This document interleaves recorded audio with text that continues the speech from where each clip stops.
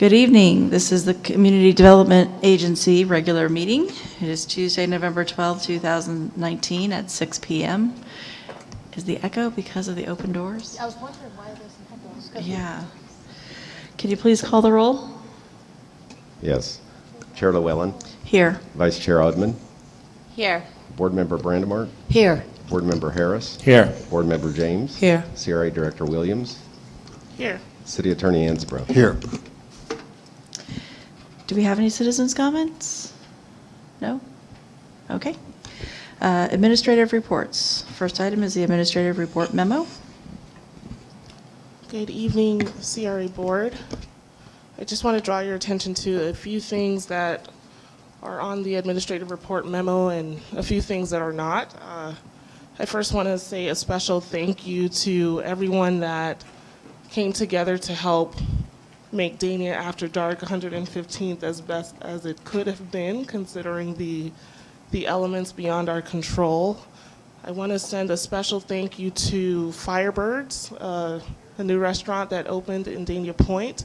They donated cheesecake for the celebration, and our residents got to try out some scrumptious treats along with their cheesecake, so I'm very appreciative to Firebirds.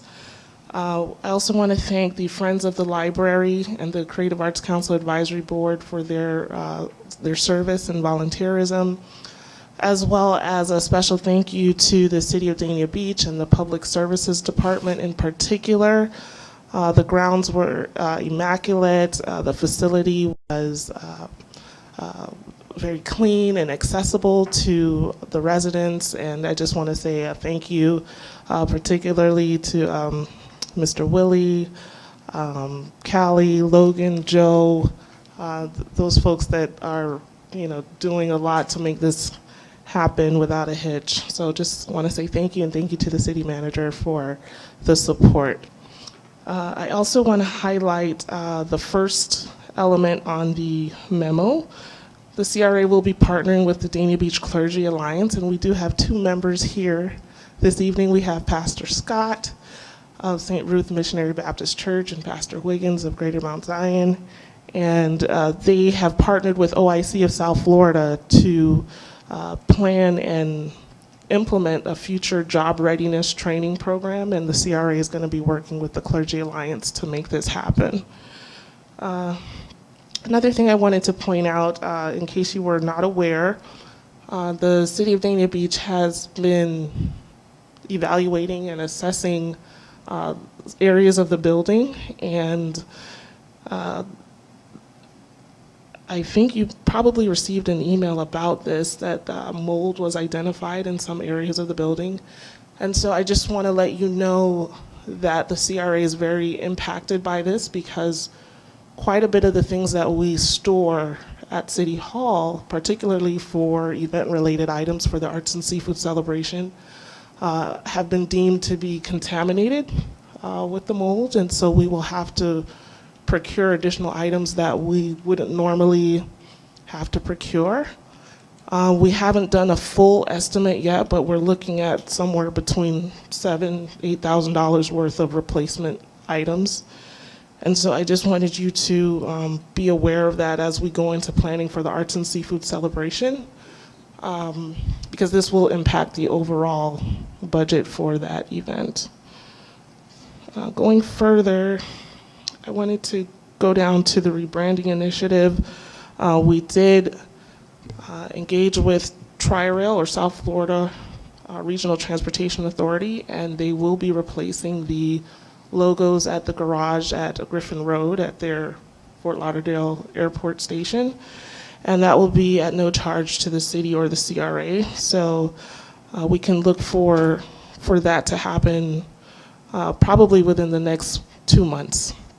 Also, the entranceway signage that is going through FDOT permitting, I got information today that the COI from the vendor has been approved and everything else has been approved, and so we're just waiting for the permit to be issued. And we have also been marking the signs for the neighborhoods and for 9 of the parks. That has been completed as of yesterday. So in your report, it says it's underway, but it's actually completed as of yesterday. I don't have anything else to point out in the report, but I'll take any questions if you have any.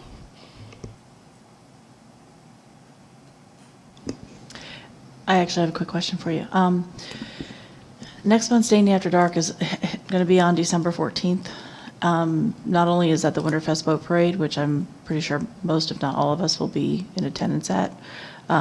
There's also the wrestling event that's going on that night, and there's some other events going on in different parts of the county. Has there been any thought to either changing the date of the Danny After Dark or canceling it? Just because I'm concerned that there's not going to be much attendance. It's also around the holidays. No, there hasn't been any thought of a cancellation. We really try to keep it on the second Saturday and keep the routine and the momentum because people are pretty much used to it. As far as the Winterfest Parade, I think most of the folks that are going to be there will be selected by the commission, or it'll be staff. And staff doesn't really come to Danny After Dark as frequently, like maybe once in a while. But of course, that's something that if the board would like to discuss. I know that the event producer,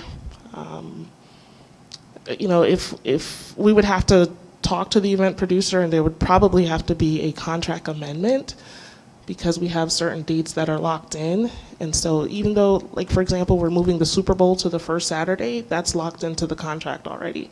So if we were going to take some sort of action like that, we would have to bring it to the board for approval and amendment of that contract. Board Member Harris?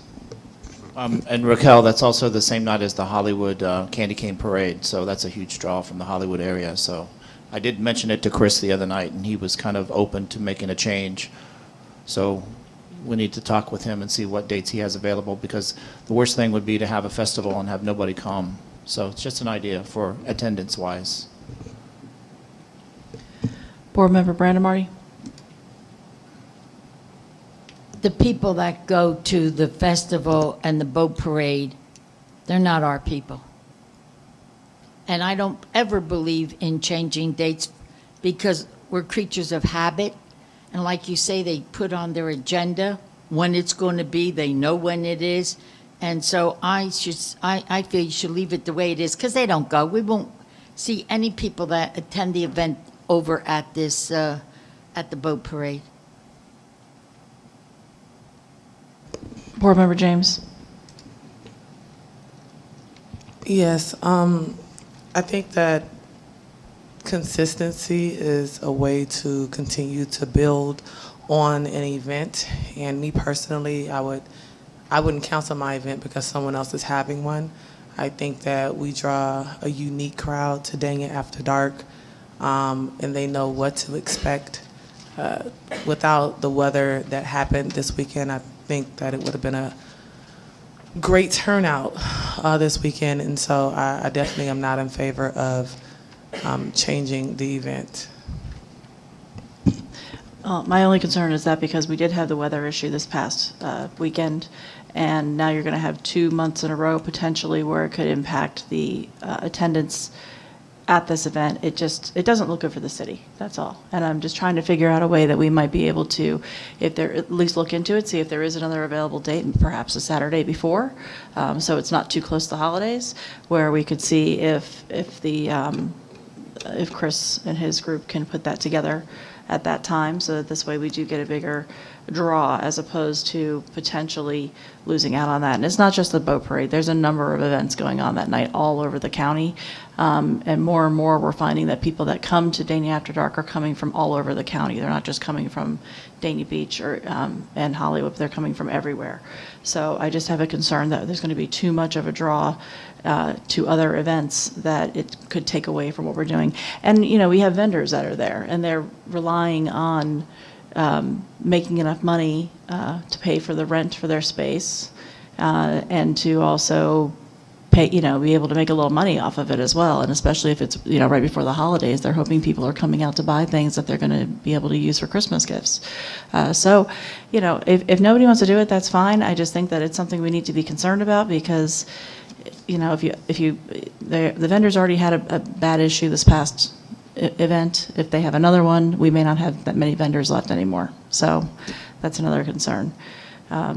Is anybody in favor of trying to can we at least look into it and see if there's other dates that are available? Vice Chair? Since everyone else is speaking up, I guess I will too. So Director Williams, did Chris have any 2 cents on the situation one way or another that he shared with you? I think he's amenable to it, but it's not his preference to move the date. It's not his preference to move the date. No. Okay. Then if it's not his preference to move the date, I tend to defer to. I mean, this isn't my wheelhouse, so I defer to the people who know. Is it of your? What is your opinion? I think that as far as the vendors are concerned, we totally sympathize with them. Given that this is South Florida, and these vendors are, they sort of know the outdoor event situation, and that sometimes there are good nights, and once in a while you'll have a bad night. And most of the vendors that we have are recurring vendors, and so I really do appreciate them for coming out consistently.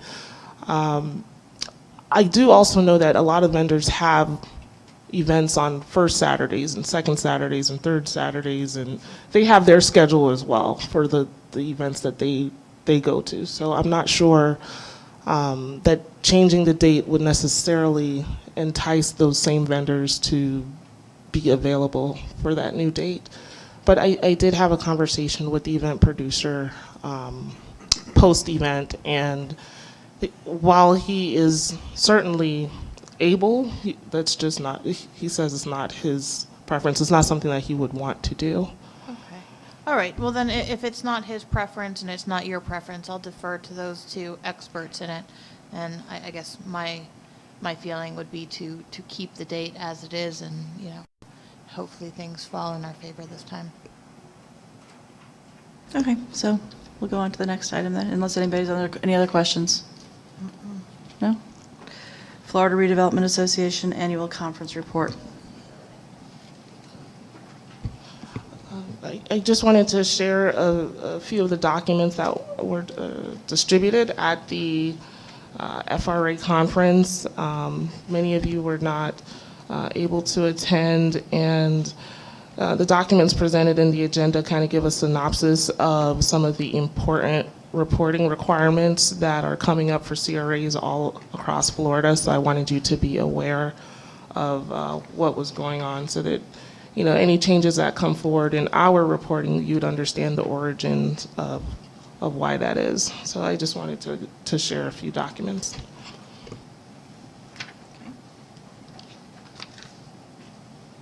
Okay. Any questions, anybody? No? All right, next is presentations. The Tryon project was supposed to be by Deb Motwani from Merrimack Ventures, but now it is Dale Reed.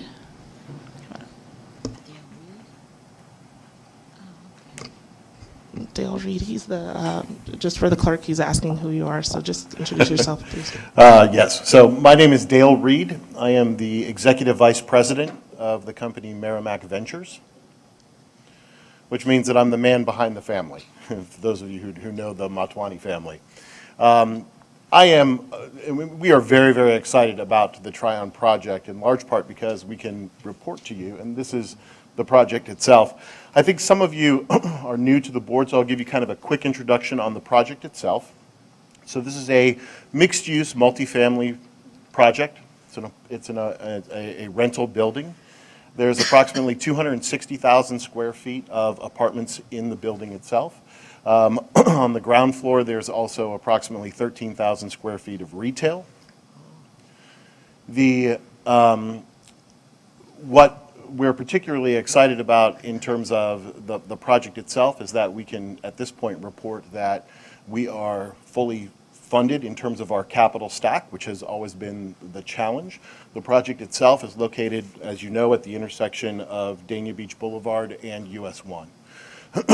So for us, we think it's a pretty exciting opportunity to finally be able to get this project moving forward. We are at this point tweaking our site plan by modifying some of the unit types, because as the market shifts, we realize that we have to make changes to the dynamics of the building to account for those various different market principles. And so we have been meeting with city staff. We met with Corinne to go through and work on what that final unit mix is going to be. It will be somewhere between 300, currently it's approved for 300 units. It'll be somewhere between 300 and 340 units when we finish that process. The expectation is that that process will be finished by January and February, and then we will be breaking ground on the project in the summer, so by July. Board Member James? Yes, thank you. What are you exactly tweaking? Are you just adding more units and making the other units smaller? We're also changing the unit mix itself. So we're going to increase some of the one-bedroom units and changing some of the configurations on the floor plans. And how confident are you that you would be able to fill the retail spaces at the bottom? Oh, we're extremely confident about that. Okay, I'm just asking because, some of the other buildings and stuff they're kind of vacant. And so I'm not sure what the market is calling for, but I would really hate to see another building go up and it's hard to get retail at the bottom floor of it. We feel, there's a couple of things to keep in mind where the retail on the ground floor is concerned. First of all, we think it's ideally situated for a restaurant space. We plan to have a feature restaurant in there. And the other thing to keep in mind is that, you were right on the US 1 corridor, which is pretty bang-up real estate for retail operators. We already have interest from retail folks interested in going in. So. How many square feet does that restaurant space kind of hold? It'll get carved up, right? We have a total of 13,000 square feet. In terms of what becomes the restaurant would be dependent upon the operator and how much space they wanted. Can I ask you a favor? Sure. I guess. Is it possible that you could go and approach Antonio's, who has been a staple, especially in this area east of US 1? And I know with an upcoming project, they may or may not be able to stay at their current location. Okay. But I think that is a local restaurant that is very well respected and full all the time. And they do well. And I think that would be a great look for the community and a great look from you all as business partners in our community to keep some of the local restaurants that may or may not be displaced by new development. And so that would be someone I would ask you to at least reach out to and see Sure. if there is potential there or not. And that was all. Are you guys, when are you slated to build? It's been a long time. We'll break ground in the summer. This summer you'll break ground? Oh. All right, I'll be reaching out to you if I don't see a shovel in the ground in the All summer. righty. Board Member Brandebarney? Yes. Hi. Hi. I've been up here since day one of this project, and I was wondering if ever there'd be a hole in that ground even. And I'm proud that you're going to move along with this. And as you can see, we all have great interest, anyway, I do, and I know Commissioner James does, about this Antonio's restaurant. Uh-huh. It's a winner, right from the get-go. You never have to worry about it being empty. And in the meantime, the other mom and pop restaurants that are in that area, because it's on my corner, so I love it, they're feeling that once this is all rented, that it will increase their businesses too, because a lot of them have put theirs up for sale to even leave on the east side. Now, another thing, were you from the get-go on this? Yes. Okay. Although I wasn't generally the one doing the presenting, I Yeah. was the one sitting in the back feeding, Oh, feeding okay. information. Wasn't there at that time something spoken about, and someone said something about this is going to be wonderful, we'll even have bicycle where they'll be able to go to the beach with the bicycles and then return them up here? Is in this plan, is there any kind of plans for that? We have bicycle storage. We certainly have bicycle racks inside, for the tenants. And obviously we have the public pocket park as a potential destination for that, but I don't know that we have an organized like bicycle rental That's at what this I was point or something wondering. like that. Oh, okay. But we're also not at that level of the programming, of the final programming, so. Well, this will be something that we can really be proud of, especially if we do see that shovel go in the ground. It will. And I thank you for that.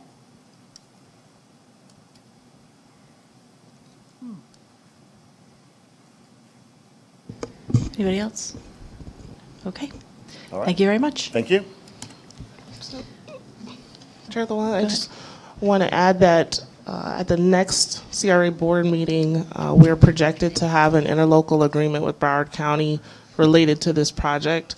And that will formally engage us with the Tryon so that we can be contributors toward the public park that Mr. Reed mentioned. So our grant money will go toward the public facilities at the project. And some of the infrastructure, yes, which is considered a public improvement. Board Member James? Yes, I forgot to ask one last question to the gentleman. What would the market price be per unit? You're talking about in terms of rent? Correct. Right now, we're targeting in our pro formas in the neighborhood of $2 a foot. Okay. Thank you. Okay, next item is consent agenda. Are you pulling? Yes, I am pulling item 5.2. I don't know if there are Any other pulls? I make a motion to approve the consent agenda with the exception of 5.2. Second. All in favor? Aye. Any opposed?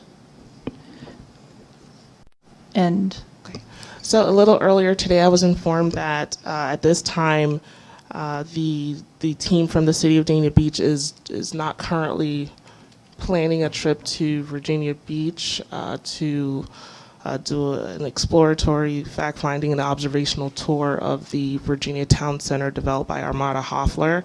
I don't know if there will be a new date forthcoming, but at this time, as no one from the city is planning to go at this time, I'm withdrawing my request. okay. Number 6, no proposals and bids, correct? And number 7, discussion and possible action. I don't see any items there. 8, board member comments. Board member Brandon Marty, any comments? Real quick about last night's Dania After Dark. The atrium was packed from the people that were already there because at least they weren't out in the rain. But even when the people outside were told to come into the atrium, the Junkanoo that came through there was the biggest hit of all.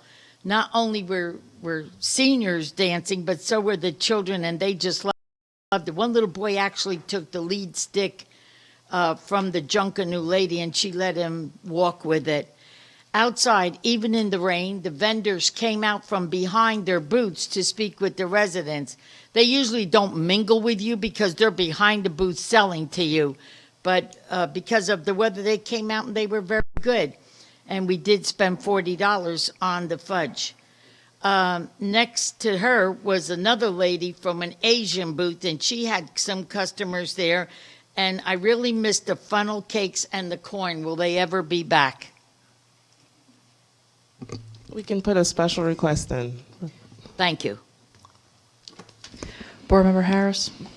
No comments. Board member James? Yes.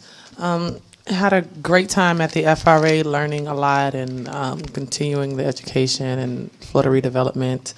And then to come back and to go to the Alliance dinner where Spirit was announced to be here in our city, in our CRA area. That was a wonderful, wonderful, huge announcement. And just a huge shout out to Daniel Point, Kimco, all of the staff, all of the team that's continuing to, make our city look really, really good. So proud to be a part of that. On the 26th, the Tamara James Foundation will host our annual Thanksgiving drive. It'll start at 5:30 at the Patch. We will be giving away turkeys and fresh produce like collard greens and green beans and onions and bell peppers and sweet potatoes and everything that you really need. Last year we had a great turnout, and I'm looking for another great turnout this year. I just want to thank all of the local businesses who continue to help us make this event happen. And lastly, thank you for all of the veterans, those who have served and continue to serve our nation. And a special shout out to Carol Hemmis for getting her house done by rebuilding Together Broward. And so congratulations to you, and thank you for your service. Vice Chair? Nothing. And nothing from me. No information items, and with that, I'm sorry, go ahead. I just want to remind you, I sent an email recently about setting a date for a workshop. I got a response, not from everyone, but if everyone could try to give a response on a few dates that you're available, I would greatly appreciate it, so we can go ahead and get that scheduled. Can we do it now? Didn't I give you 2 dates? You did. Okay, You good. did. So I haven't been in my office in about 5 days, and I'd like to go in there and see what's going on, because I don't know if my calendar's up to date, so I don't feel comfortable giving dates tonight. And I don't either. So what were the 2 dates? What were the 2 dates that we did have, so we can have something to start on? So we can go back and see if those dates The were. ones I submitted? Yes, because I remember that I was free. Whatever Oh, you dates that were remember? Okay. submitted, Okay.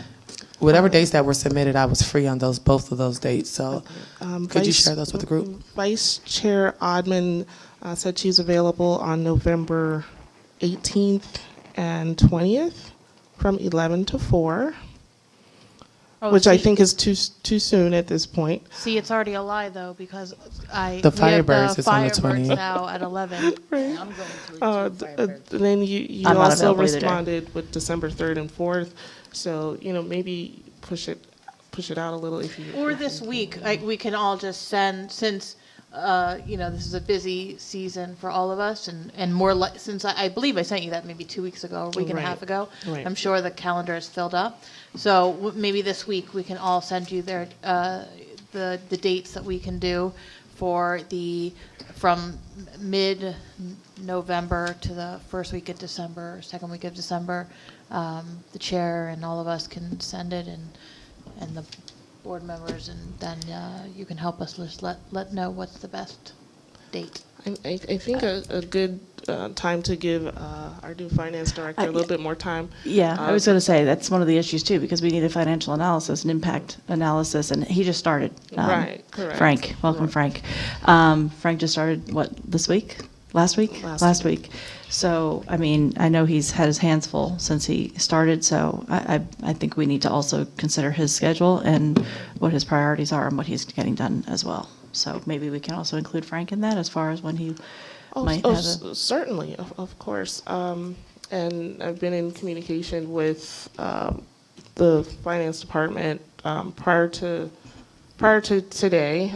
Frank, I gave him like a week to kind of get acclimated before I, just dumped it on him like that. So, the first week in December, I think is a good target. Okay. Again, I think we need to talk to Frank about that, but I also, like I said, I can't give you any dates at this point because I have not been in my office, and I don't know what's sitting on my desk. So. Okay, can everyone give dates by the latest tomorrow? I just emailed you 2 dates. Oh, thank you. I might need a little more time than tomorrow. Are there any dates picked at all right now? Yes, Dates but that were all... they're too early in November, so now we're going to try for the first week of December, if everyone could send them in. I just know that we also are going to have to choose dates for the next meeting, and so for like other issues that will be coming forth. So I want to make sure that we are prioritizing these dates and how long we've been waiting for certain workshops. And so I don't want this to fall through the cracks. This is a very important workshop that we need to get things discussed about. So I'll send you mine tomorrow. Okay. Chair Llewellyn, would Thursday be okay? Thursday would be better. Oh, okay. So by Thursday, we'll have everyone's availability. Can you send as many dates as possible so we can Look try at to what get I have available. consensus? This is a hard time of year for me because everybody's trying to get everything done before the holidays. So Right. things get booked very quickly. Thank you. Okay, and with that, we're adjourned.